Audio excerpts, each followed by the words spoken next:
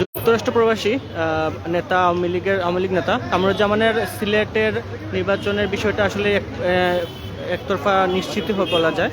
আগামী মেয়র পদে তিনি আসলে নির্বাচন করবেন এমনটাই আসলে জোর গুঞ্জন শোনা যাচ্ছে। আমরা যতটুকু জেনেছি সরকারের উচ্চ মহল থেকে তিনি গ্রিন সিগন্যাল পেয়েছেন। সেই প্রেক্ষিতে আসলে একভাবে বলা যায় আগামী সিটি কর্পোরেশন নির্বাচনে কামরুজ্জামানকে নৌকার কাণ্ডারি হিসাবে দেখা যেতে পারে। আমরা আছি এখন সিলেটের মানিকপীর টিল্লা, যেখানে কাউন্সিলর প্রয়াত মেয়র আছেন মহানগর যুবলীগের সম্মানিত সভাপতি আলম খান মুফতি, সাধারণ সম্পাদক চেম্বারের পরিচালক জায়গিরদার সহ বিভিন্ন পর্যায়ের নেতাকর্মী।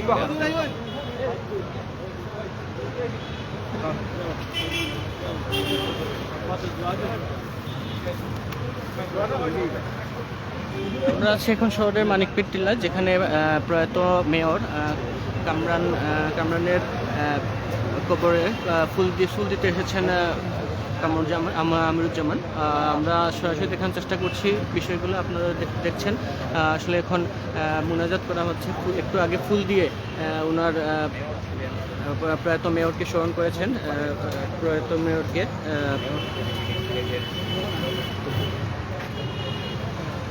জনতার কাতারে সেই মরহুম বদরুদ্দিন আহমদ কামরানের রুহের মাগফিরাত কামনা করে দোয়া করছেন।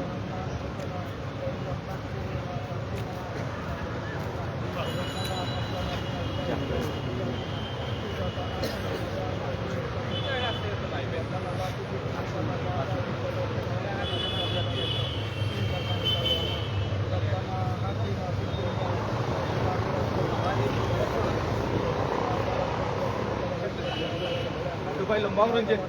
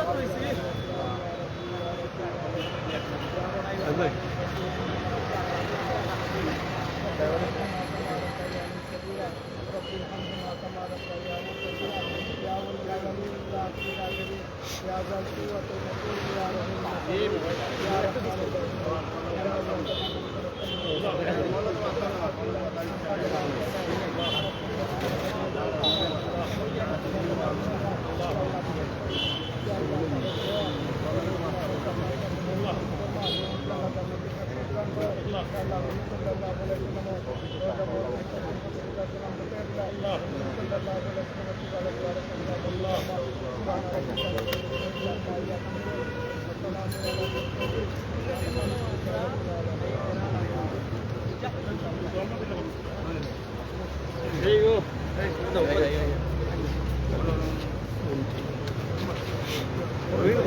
Ayo, just ada saya nih. Hey, tu boleh kayo. Hey,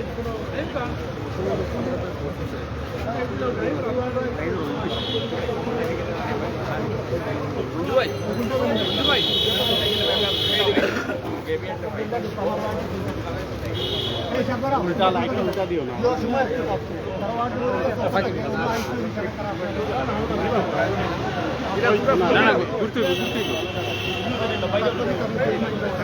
আমরা বন্ধ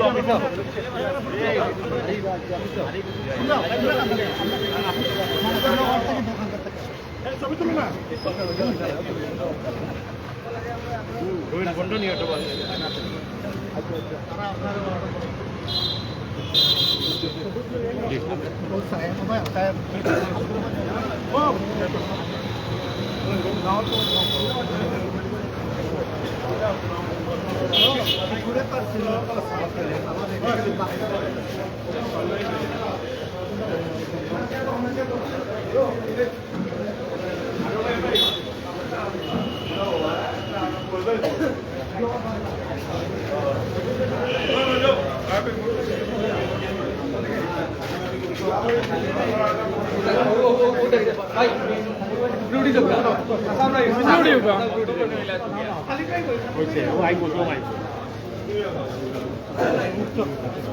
রাহেল ভাই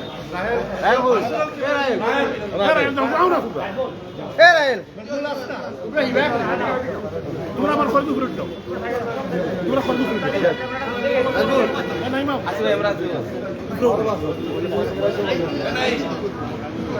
এতরা করতে দাও না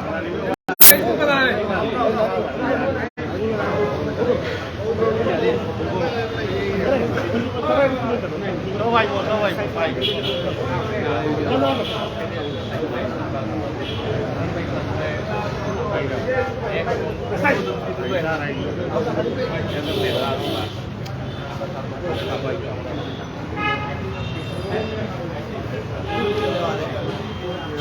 যে জায়গায় দাঁড়িয়ে আমরা কথা বলছি এখানে আসলে হযরত মালিক রহমতুল্লাহ আলাইহির সিটি কবরস্থান।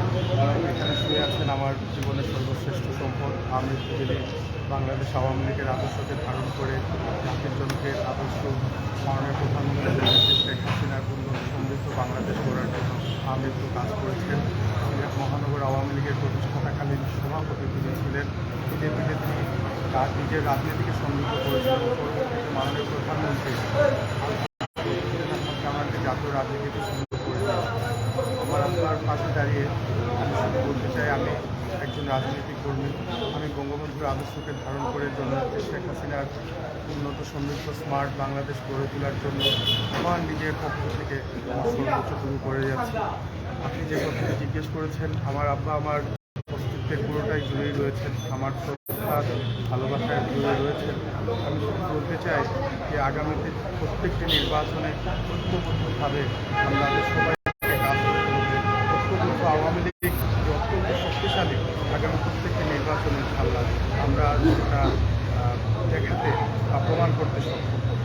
আমাদের বাংলাদেশের সফল প্রধানমন্ত্রী শেখ হাসিনা আমরা যতটুকু জানতে পেরেছি যে বিভিন্ন সংবাদ মাধ্যমে আমাদের আনোয়ারুজ্জামান চৌধুরী তাকে সিটি কর্পোরেশনের মেয়র নির্বাচনে একটা সবুজ সংকেত পেয়েছেন তিনি। তো সেক্ষেত্রে আসলে এই বিষয়টা নিয়ে আপনার কোনো ধরনের যেহেতু আপনি এইখানে একজন আমাদের সাবেক এবং আমরা যতটুকু জানি গত নির্বাচনেও কিন্তু আনোয়ারুজ্জামান চৌধুরী একদম মাঠ পর্যায়ে রাজপথে থেকে আমি নিজে দেখেছি যে নির্বাচনে তিনি আমাদের মরহুম বদরুদ্দিন আহমদ কামরানের হয়ে কাজ করেছেন। সেক্ষেত্রে আসলে তিনি যদি মনোনয়ন পান তখন সেক্ষেত্রে আসলে আপনাদের মনোনয়ন পেলে তো অবশ্যই আমাদের সর্বোচ্চটুকু থাকবে। আপনি যেমনটি বলছিলেন নির্বাচনে আমার বাবার পক্ষে নৌকার পক্ষে মাননীয় প্রধানমন্ত্রী জননেত্রী শেখ হাসিনার প্রার্থী আওয়ামী লীগের প্রার্থীর পক্ষে তিনি কাজ করেছেন। আমরা তো আওয়ামী লীগের কর্মী, আমরা তো আওয়ামী লীগের নির্দেশনার বাইরে যাওয়ার কোনো সুযোগ নেই।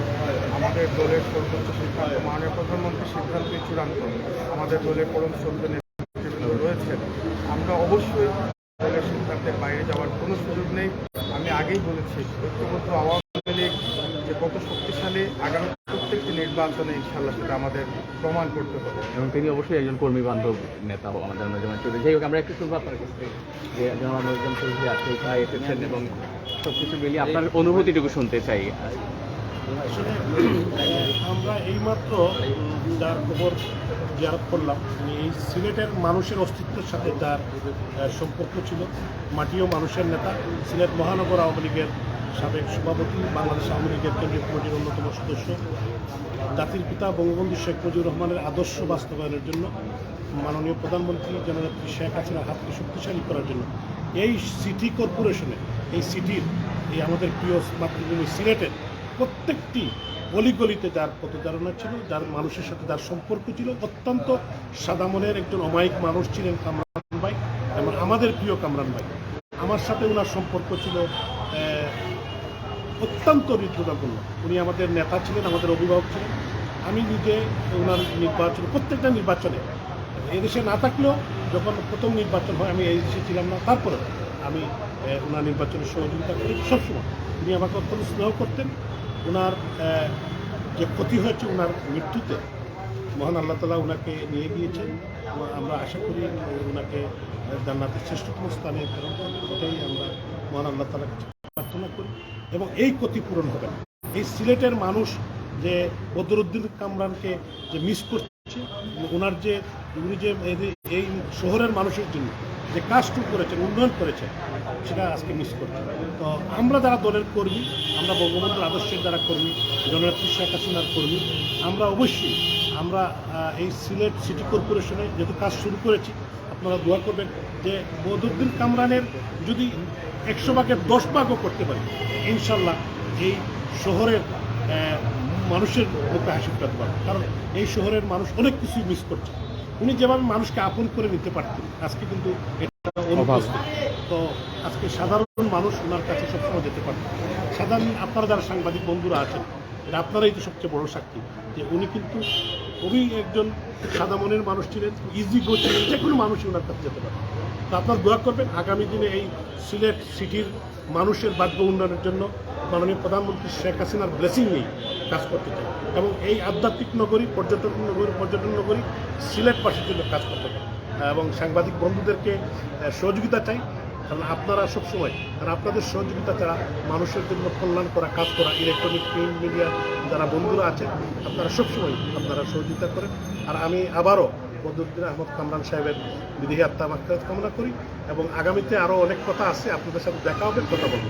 জয় বাংলা, জয় বঙ্গ। আরেকটি বিষয় জানতে চাচ্ছিলাম, আমরা দেখেছি আপনি গত 2 দিন আপনারা যে জেলা আওয়ামী লীগের ভারপ্রাপ্ত সভাপতি শফিকুর রহমান চৌধুরী, আমাদের মহানগরের সভাপতি বীর মুক্তিযোদ্ধা মাশরুকুদ্দিন আহমদ, জেলা আওয়ামী লীগের সাধারণ সম্পাদক নাসিরুদ্দিন খান সহ তাদের সান্নিধ্যে গিয়েছিলেন, তাদের সাথে কথা বলেছেন।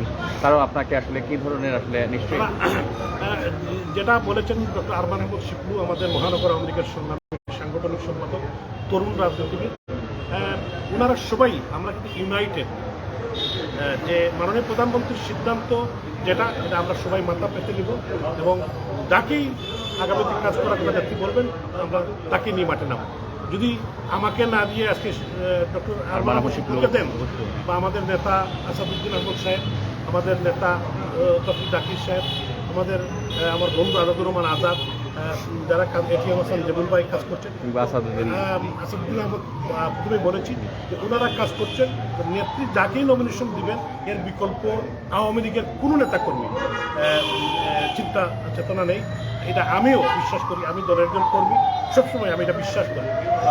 দল যাকে নমিনেশন দিবে তার জন্যই আমরা কাজ করি, কারণ যেহেতু দলের কোনো অফিসিয়াল সিদ্ধান্ত হয় নাই, কিন্তু আমরা সবাই আশাবাদী নেত্রী যখনই সিদ্ধান্ত দিবেন আমরা সবাই। এখন আমরা যার যার অবস্থান থেকে সময় আমরা কাজ করছি, মানুষের কাছে যাচ্ছি, সাধারণ মানুষ, দলীয় নেতাকর্মীর কাছে যাচ্ছি, এটাই আমাদের যেটা কার্যক্রম দৈনন্দিন রুটিন আমি মনে করি।